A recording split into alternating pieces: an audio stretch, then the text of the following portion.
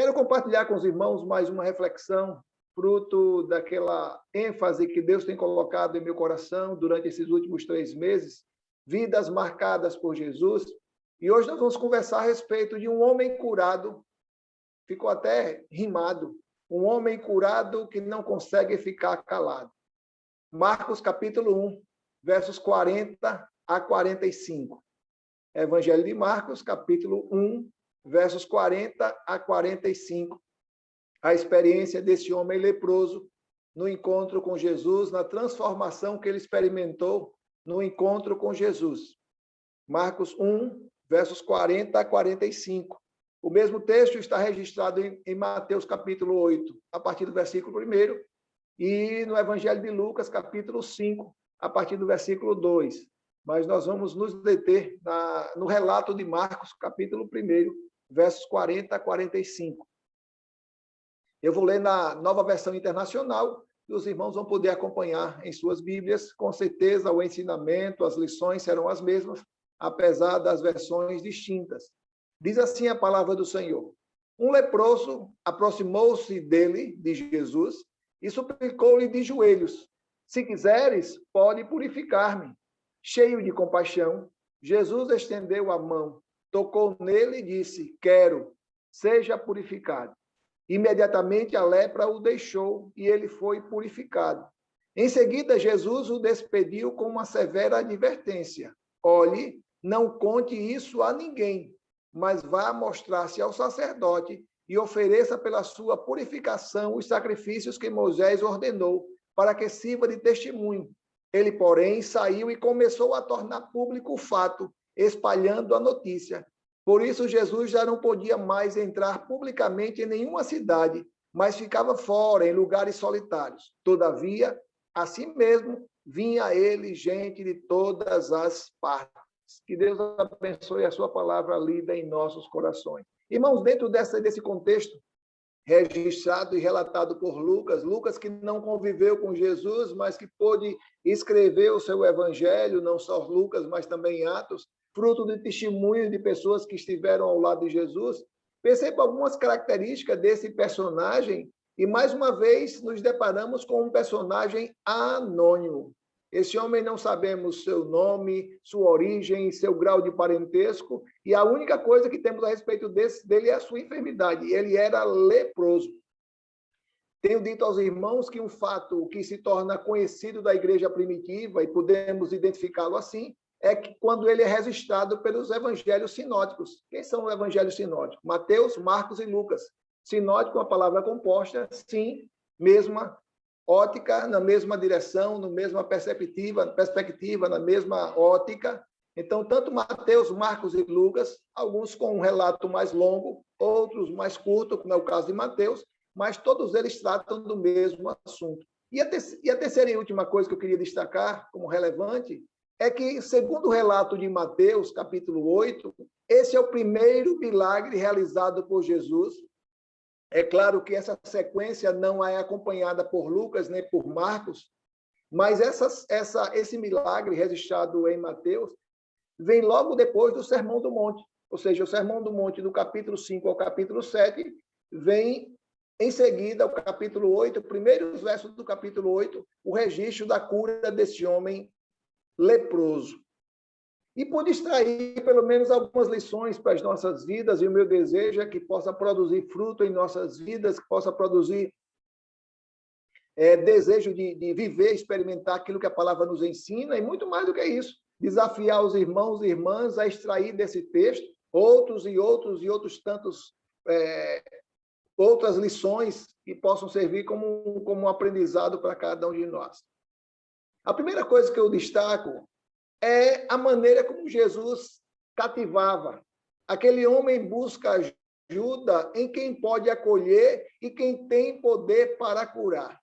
O verso 40 do texto que lemos, Marcos capítulo 1, diz assim: Um leproso aproximou-se dele e suplicou-lhe de joelhos: Se quiseres, pode purificar-me. Então, esse leproso sabia que podia se aproximar de Jesus sem medo de ser evitado, sem medo de ser excluído, sem medo de ser expulso.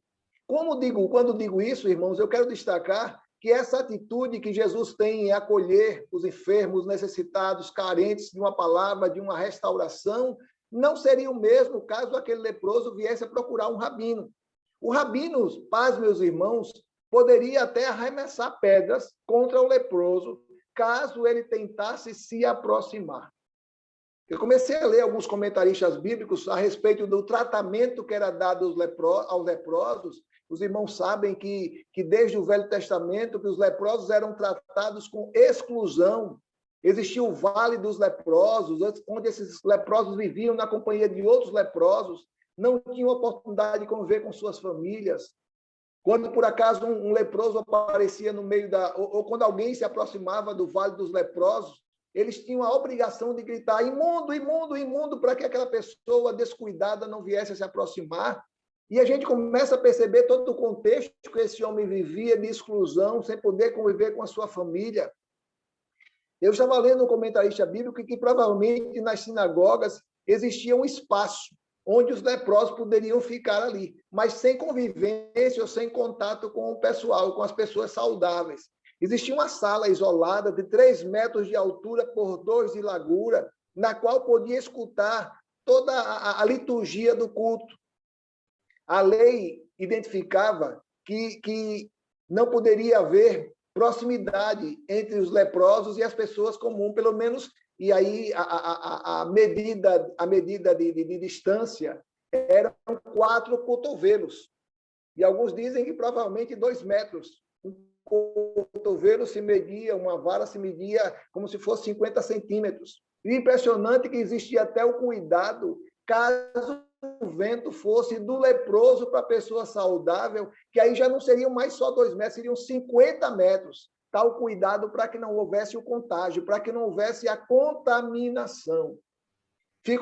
Comecei a ler a respeito dos comentários, a respeito do tratamento que era dado a esses leprosos, porque a lepra trazia consigo 2 consequências danosas, desastrosas. Primeiro, que era uma doença incurável. Não existia uma cura, não existia uma vacina, não existia um remédio, humanamente falando. Segundo, que era altamente contagiosa. Existia uma das leis, uma das práticas dos judeus, baseada em lei, que se por acaso um leproso colocasse pelo menos a sua cabeça dentro de uma casa, essa casa ficaria impura desde o alicerce até as vigas, até o telhado. Tal a maneira como esses homens eram tratados. E é interessante que, se os irmãos estiverem com as suas Bíblias abertas e quiserem acompanhar o texto paralelo a este, que está em Lucas capítulo 5, vai perceber que o relato de Lucas não diz apenas que esse homem era um leproso. E ele diz que era um homem coberto de lepra. Ou seja, não era alguém que estava no estágio inicial, como imaginamos até que o comandante Naamã, segundo Reis capítulo 5, pudesse estar, que ainda era o comandante do rei da Síria. Mas Lucas chega ao ponto assim, era um homem que estava coberto de lepra, ou seja, estava totalmente tomado por aquela doença. Era alguém que estava perceptivelmente infectado, doente. Mas o que me chama a atenção, irmãos, é a atitude daquele homem para com Jesus.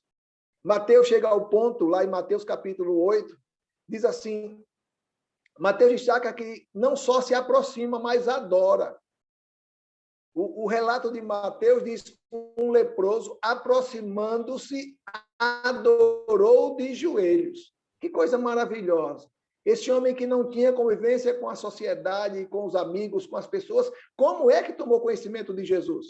Talvez aqueles 10 leprosos, a notícia daqueles 10 leprosos pudesse ter chegado ao conhecimento deles. Ou, quem sabe, os feitos e milagres que Jesus começara a realizar chegou aos ouvidos desse homem. E, quem sabe, Jesus se aproximando ali do Vale dos Leprosos, ou bem próximo, aquele homem disse, eu não vou perder essa oportunidade de falar com esse Jesus para que ele possa me tratar assim como tem tratado a tantos outros.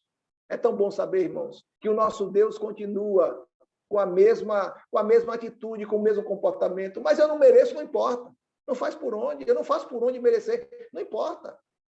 Não é por você, mas pelo amor que ele tem por cada um de nós. E é interessante que esse leproso nos ensina lições tão preciosas. E eu pude destacar pelo menos 3 lições que eu aprendo com esse homem, que ainda é leproso, mas reconhecia a necessidade de restauração e reconhecia em Jesus. Porque uma coisa é você estar doente e reconhecer que está doente. A outra coisa é a maneira como você está tratando essa enfermidade. E quando falo enfermidade, não quero me deter apenas a uma enfermidade física, material, algo que está aparentando, que está na minha pele, ou quem sabe que dentro de um órgão que eu estou vivendo, dentro de mim. Mas muitas vezes, teimosia. Que doença é essa? Teimosia. Uma pessoa, como a gente costuma dizer, cabeça dura. Não se deixa levar pelo conselho de ninguém. Olha, eu sou assim e vou morrer assim. Como muitas vezes tenho ouvido com tristeza. Casais que procuram ajuda e ouço de um dos cônjuges. Olha, eu tenho a síndrome de Gabriela. Eu nasci assim, vou viver assim, vou morrer assim e pronto. E quando você me conheceu, já era desse jeito. Está reclamando de quê?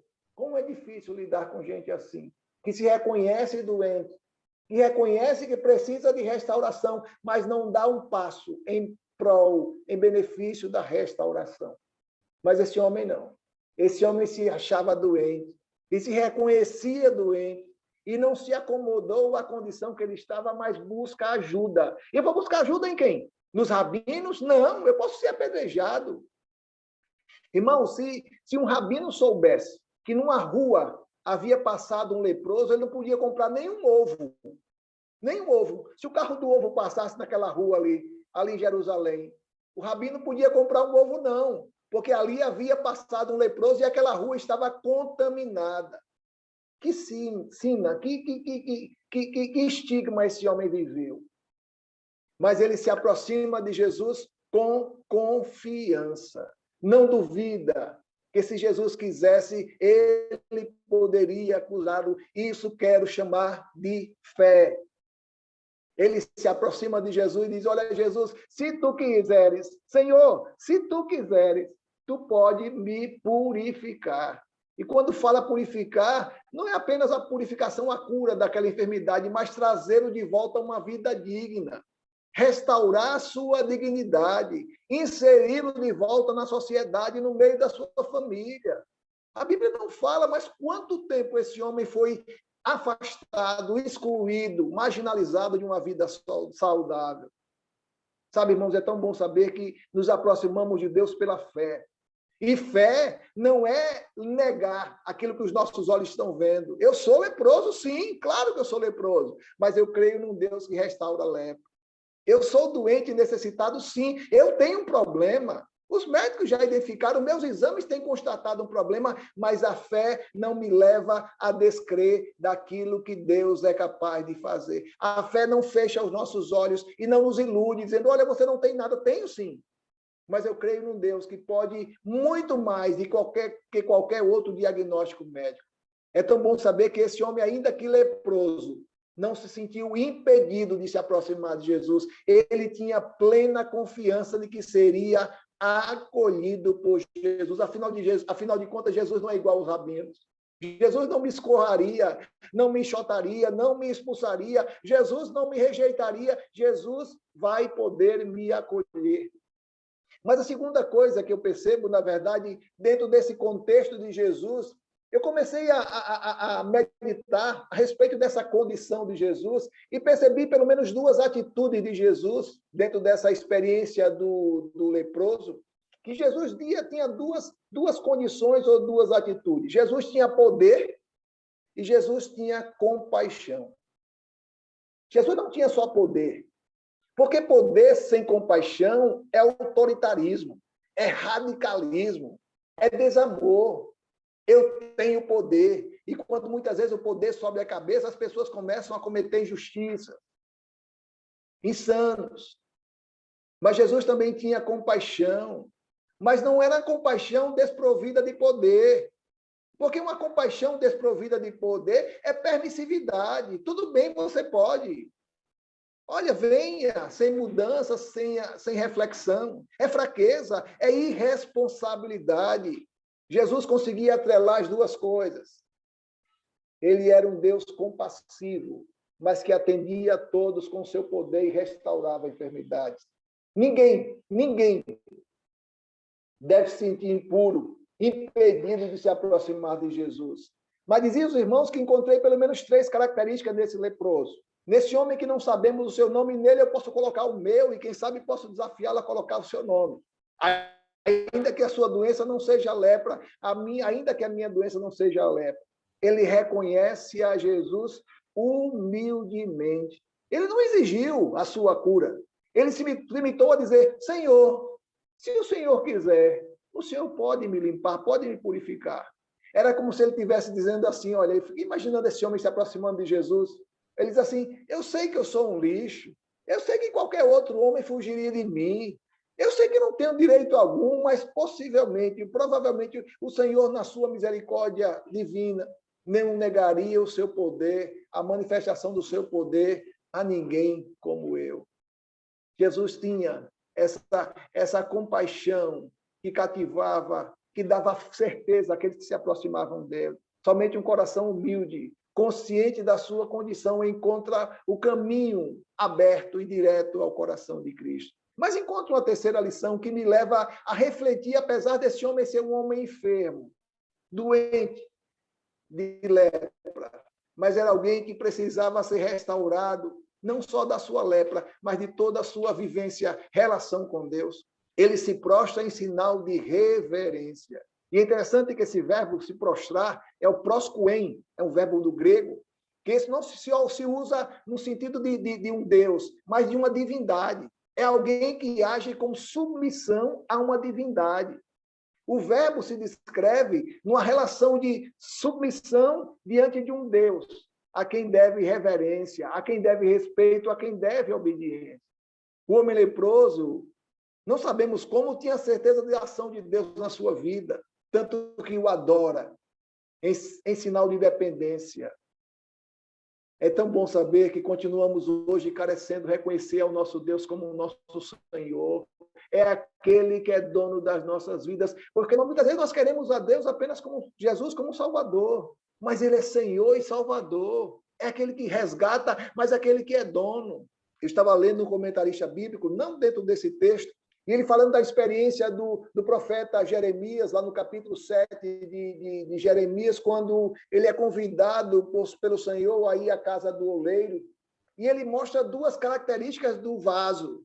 O vaso é moldado pelo oleiro, mas o vaso permanece nas mãos do oleiro. Vaso que é moldado apenas pela mão do oleiro, ele vai ficar sendo usado aí fora, de acordo com a minha vontade, de acordo com os meus preceitos, de acordo com as minhas prioridades. Mas o vaso precisa não só ser moldado, mas permanecer na mão do oleiro, para que ele possa usar do jeito que ele quiser, para a glória dele.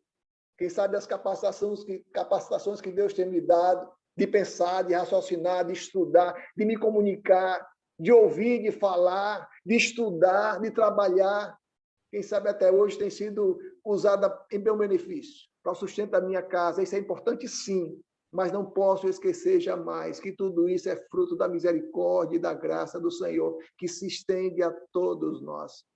É interessante que a maneira tão sábia, teologicamente falando, daquele leproso, é que ele consegue identificar 2 condições para a ação plena de Deus. Primeiro, a sua vontade, e depois o seu querer.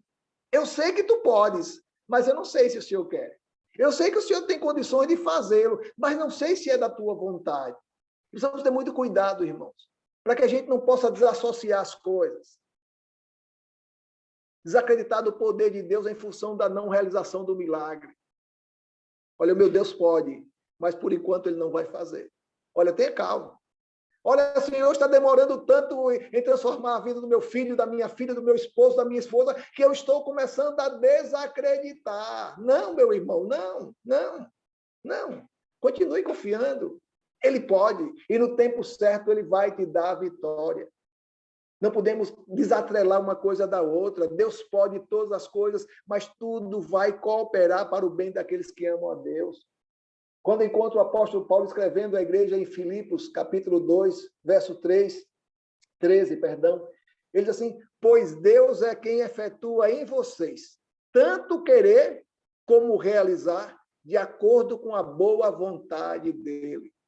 Nem sempre aquilo que Deus quer chegou na hora que ele realiza em nossas vidas. Ah, Senhor, eu quero para hoje. Na verdade, eu já era para ter sido recebido isso ontem, Senhor. Já está com a data atrasada.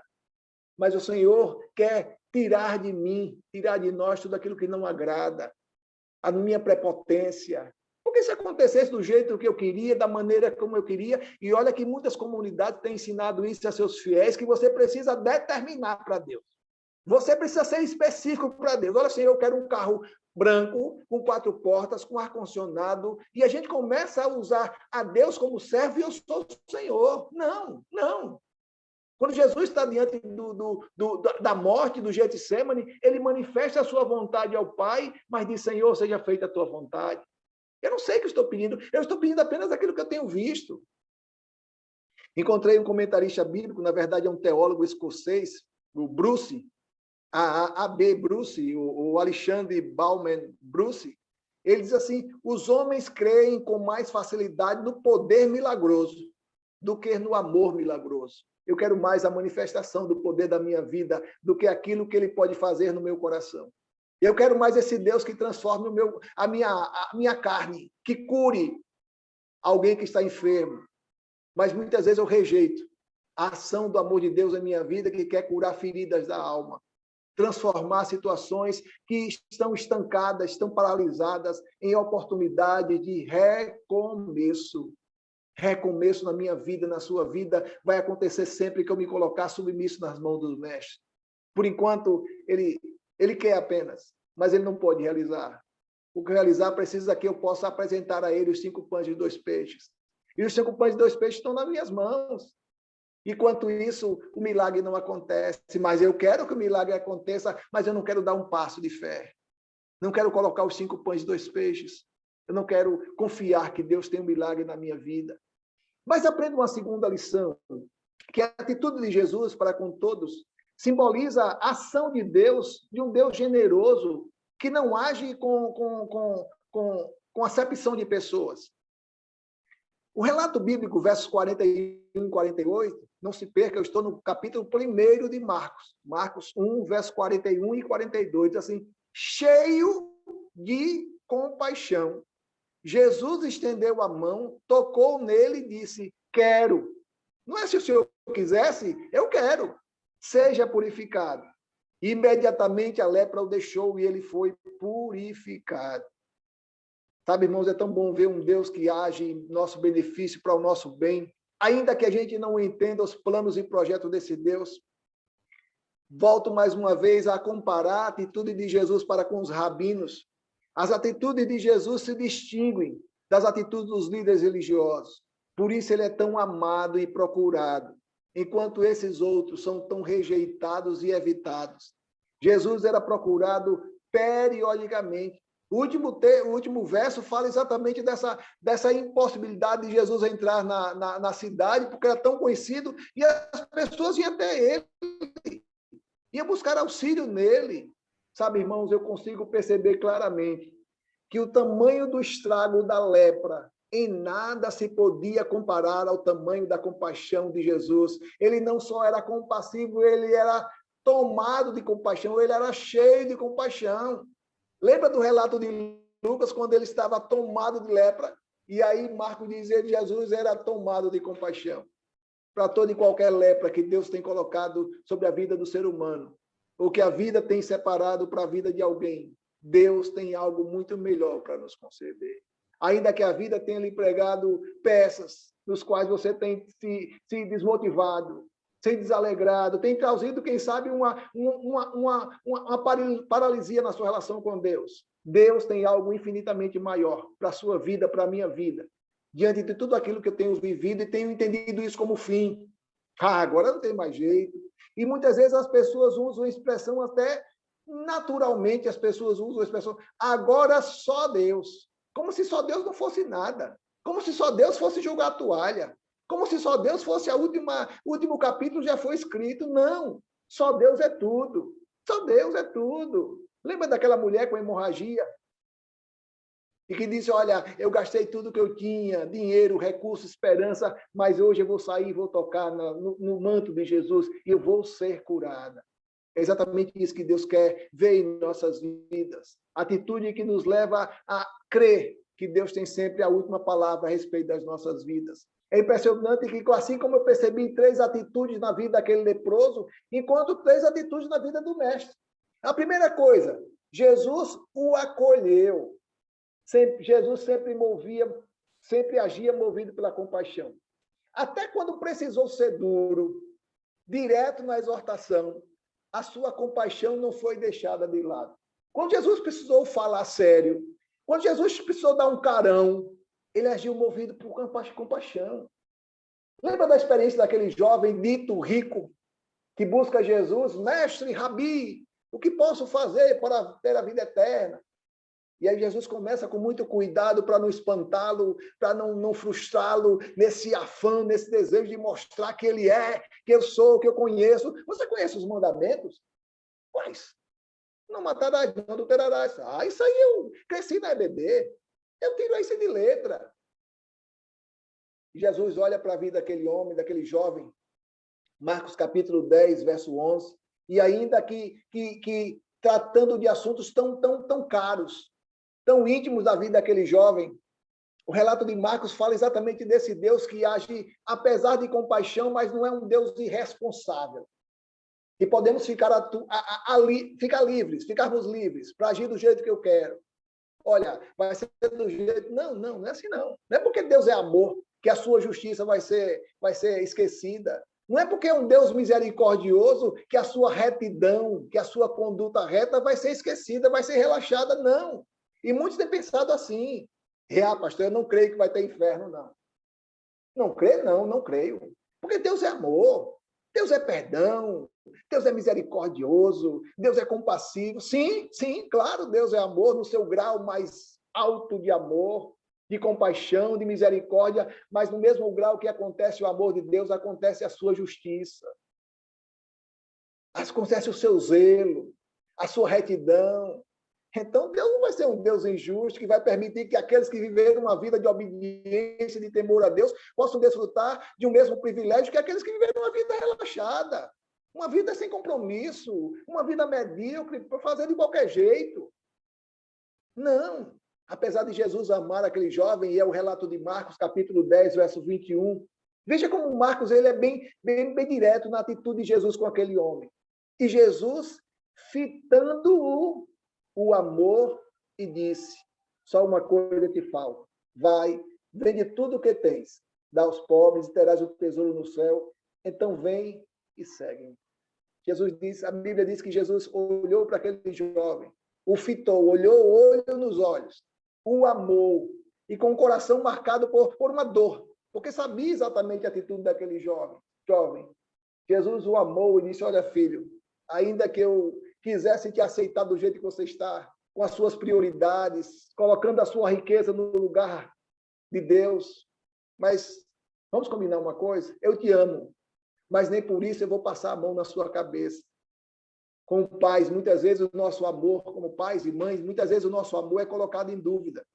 Quando muitas vezes infligimos sobre os nossos filhos castigos, privações. Mas o senhor não me ama? O senhor não me ama? Sim, claro, por isso que eu te amo.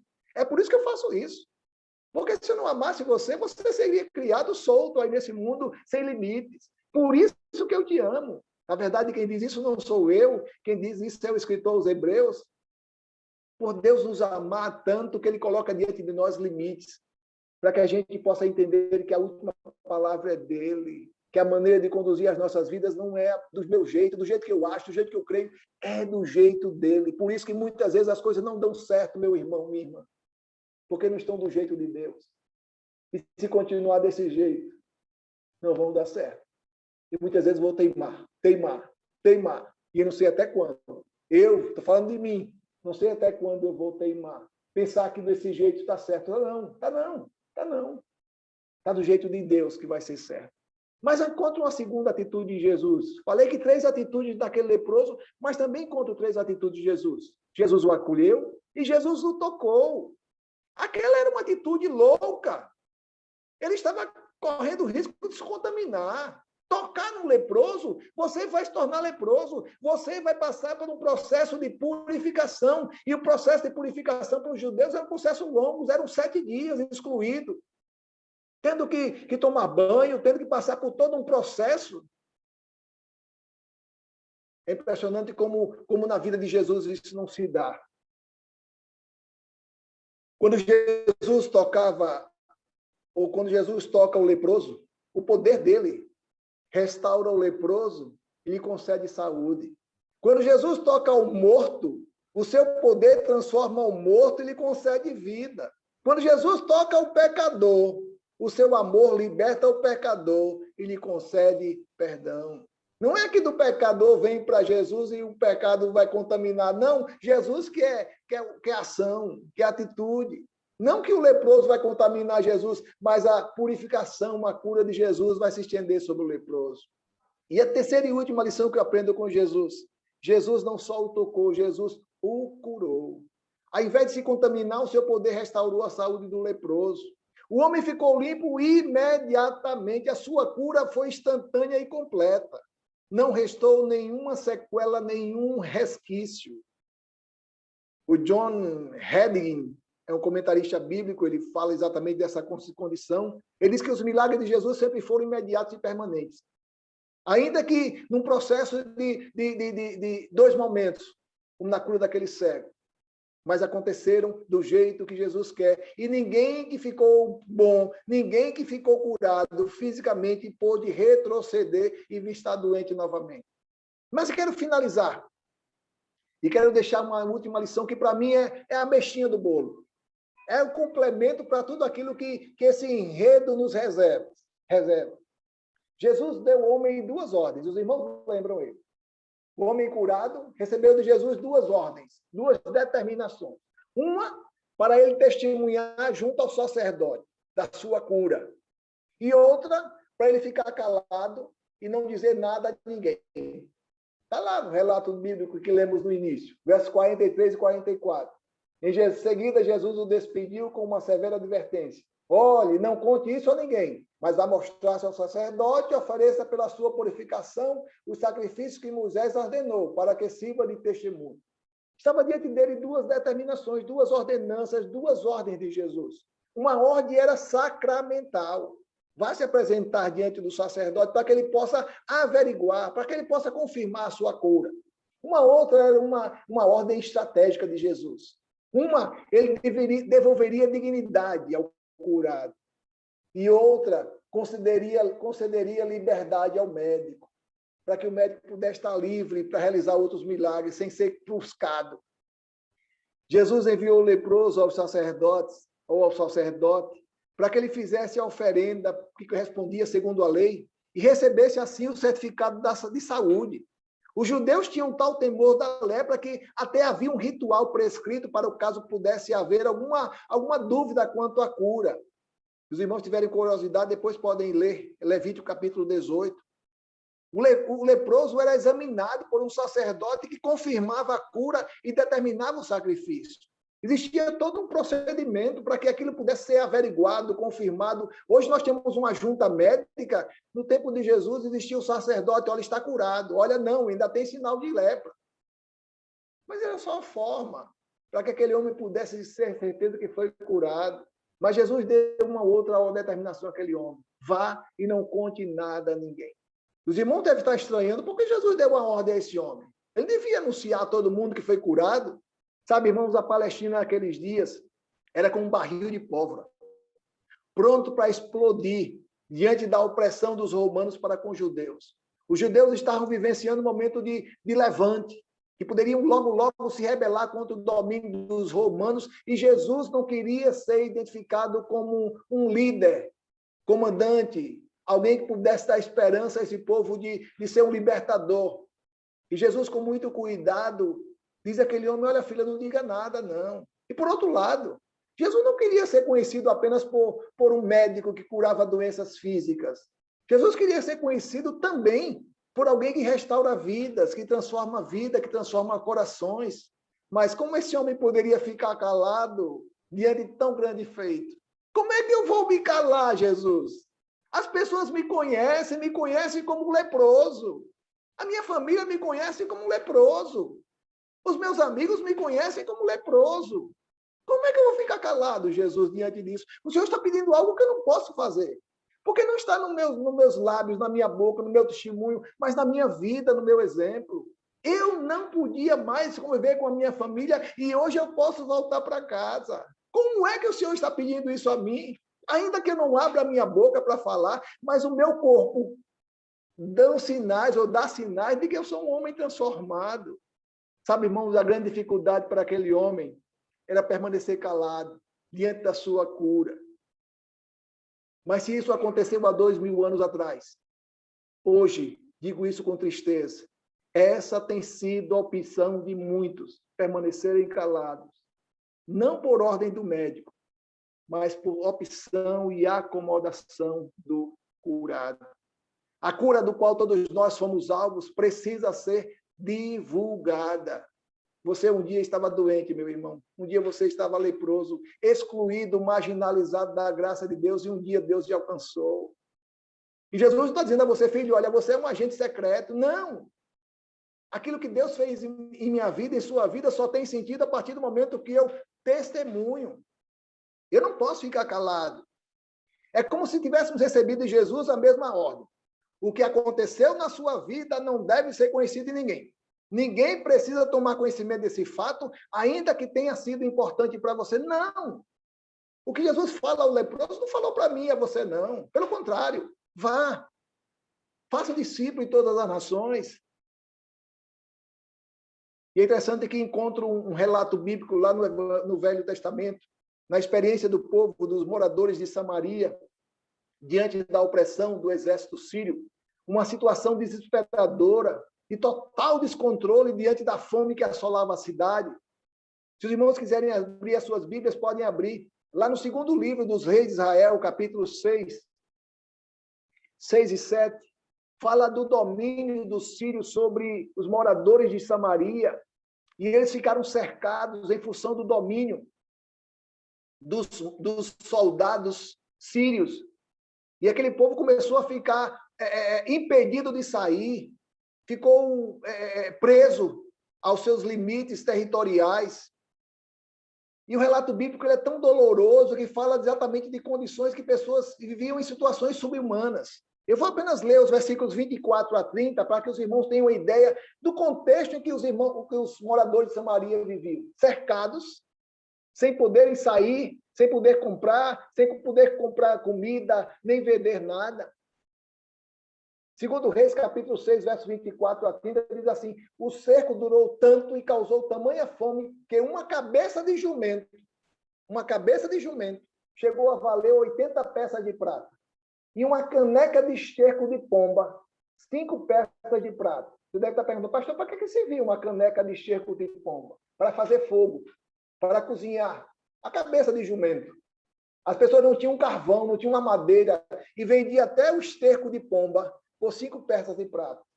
Um dia, estou no capítulo 6, a partir do versículo 24, 25, um dia, quando o rei de Israel inspecionava os muros da cidade, uma mulher gritou para ele: socorro, majestade! O rei respondeu: se o Senhor não socorrer, como poderei ajudá-la? Acaso há trigo na eira, ou vinho no lagar? Contudo, ele perguntou: qual é o problema? Ela respondeu: esta mulher me disse: vamos comer o seu filho hoje e amanhã comeremos o meu. Então cozinhamos o meu filho e comemos. No dia seguinte, eu disse a ela que era vez de comermos o seu filho, mas ela o havia escondido. Quando o rei ouviu as palavras da mulher, rasgou as suas próprias vestes. Que situação esse povo vivia? Limitados, cercados, impedidos de sair, de comprar, de negociar. Mas no capítulo 7, é nesse que eu quero chamar a atenção dos irmãos, no capítulo 7, e aí vai falar de 4 leprosos que estavam à porta da cidade de Samaria. Não podiam entrar, porque eram leprosos, não podiam adentrar a cidade, eram impedidos, excluídos. Capítulo 7, a partir do versículo 3, fala exatamente desses leprosos que viveram uma grande inquietação. Nós vamos morrer de fome aqui na porta da cidade.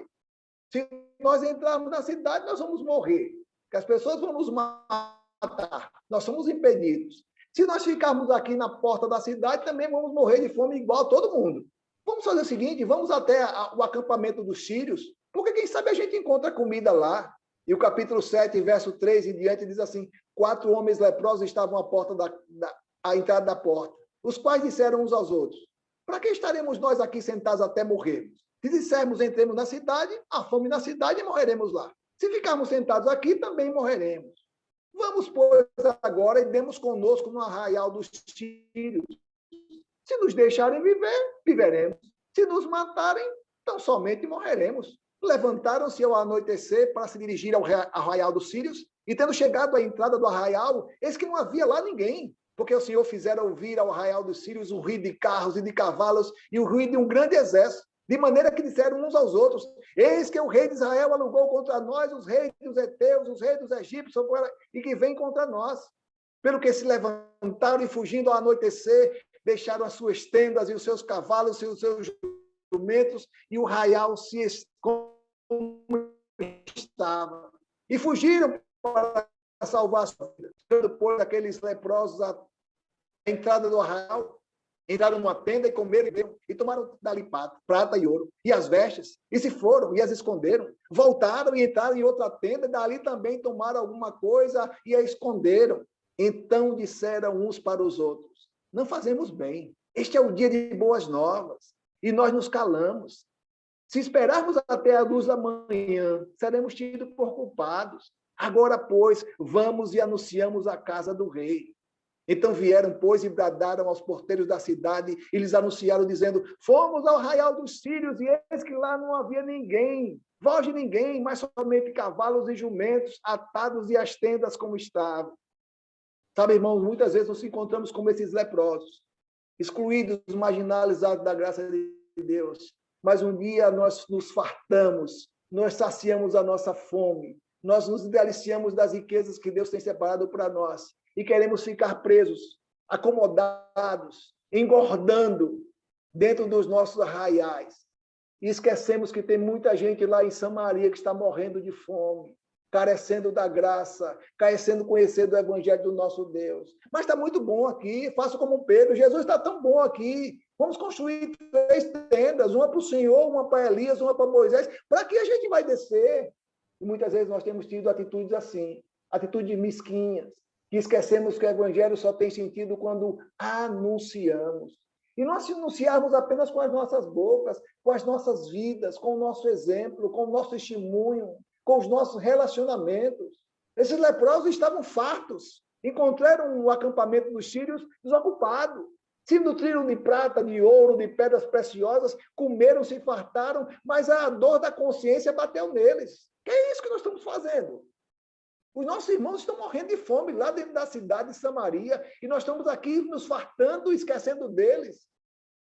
E quantas vezes eu tenho me fartado com as delícias da casa do Senhor, do privilégio da comunhão, da alegria, do prazer de estarmos juntos, da libertação, que me libertou do pecado, e tenho esquecido que muitos estão dentro de Samaria, morrendo de fome, trocando uma vida plena por um momento de opressão, por uma droga, por algo que possa, quem sabe, satisfazer as suas necessidades. E é tão bom saber que a cada dia somos desafiados pelo Senhor a rever nossas prioridades, nossas atitudes. E eu estou dizendo para mim mesmo, porque desde ontem, quando concluí esse sermão, e hoje pude ainda meditar a respeito dele, tenho sido incomodado pelo Espírito Santo. Você não pode ficar calado. Muitos estão em Samaria morrendo de fome, e você está farto, você está conhecedor do Evangelho, e muitos estão morrendo sem Deus, sem salvação. O que você vai fazer? É interessante que os leprosos disseram: não vamos esperar nem amanhecer, vamos agora mesmo. Não, se nós deixarmos para amanhecer, muitos podem morrer. O texto que lemos durante a celebração do culto, lá no capítulo 4 de Atos, versos 15 a 20, diante da cura daquele homem paralítico à porta do templo, quando Pedro e João são colocados diante das autoridades judaicas e são confrontados, são ameaçados, são maltratados, e lhes é colocado diante dele uma ameaça. Olha, vocês têm que parar de falar desse Jesus.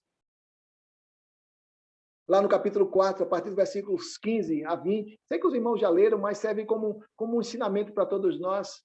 Atos 4, 15 a 20, diz assim: assim ordenaram que se retirassem do sinédrio e começaram a discutir, perguntando: que faremos com esses homens? Todos que moram em Jerusalém sabem que eles realizaram um milagre notório que não podemos negar. Todavia, para impedir que isso se espalhe ainda mais entre o povo, precisamos adverti-lo de que não fale mais com ninguém sobre esse nome. Então, chamando-os novamente, ordenaram-lhes que não falassem mais, nem ensinassem em nome de Jesus. Mas Pedro e João responderam: julguem os senhores mesmo se é justo aos olhos de Deus. Obedecer aos senhores e não a Deus, pois não podemos deixar de falar do que vimos e ouvimos.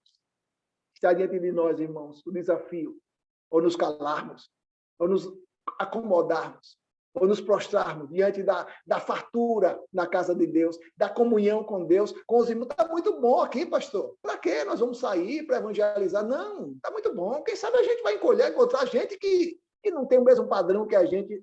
Foi para isso que Jesus veio, para buscar não os sãos, mas os doentes. E o desafio que recai sobre mim, irmãos, e o meu desejo é que também possa recair sobre a vida dos irmãos, é que possamos olhar além das nossas paredes, além dos nossos muros, e perceber que temos gente que carece de conhecer do amor de Jesus. E muitas vezes temos feito como os leprosos. Vamos comer, mas precisamos ter consciência. Não podemos estar fartos, nos alimentando das delícias da casa do Senhor, enquanto muitos estão comendo qualquer coisa, literalmente comendo qualquer coisa, e tendo as suas vidas marcadas pelo pecado, pelo desconhecimento de Deus. Vamos orar? Pai nosso que está nos céus, muito obrigado, Senhor. Muito obrigado. Porque aprendemos que a tua palavra é viva e verdadeira, mais penetrante que uma espada de 2 gumes e que penetra, Senhor, na divisão da alma e do espírito.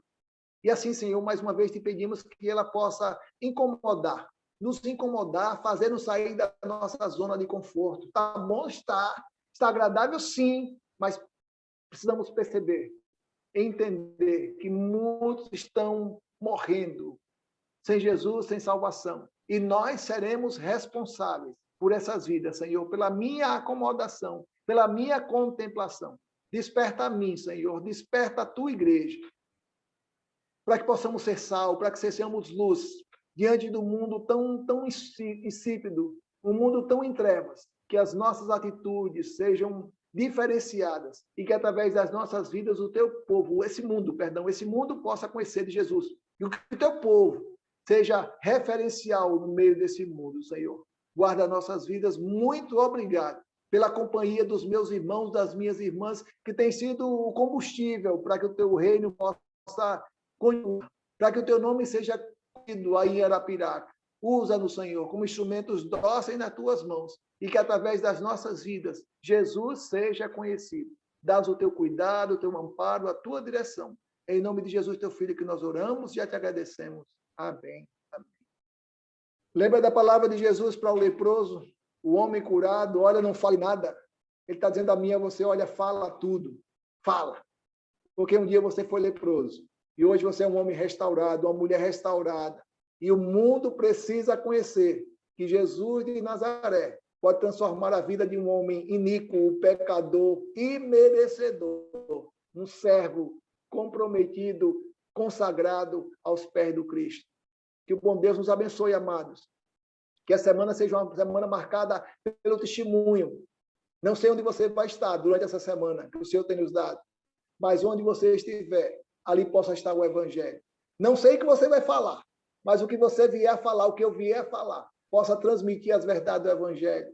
Não sei as pessoas com as quais eu vou conviver, as pessoas com as quais eu vou me encontrar. Se é um médico, se é um atendente no supermercado, se é uma pessoa no transporte, se é o meu vizinho, se é a minha vizinha, se é o meu marido, se é a minha esposa, que essa pessoa saia da minha presença melhor do que chegou. E que pelo menos um Deus abençoe. Deus te abençoe. Essa pessoa possa receber.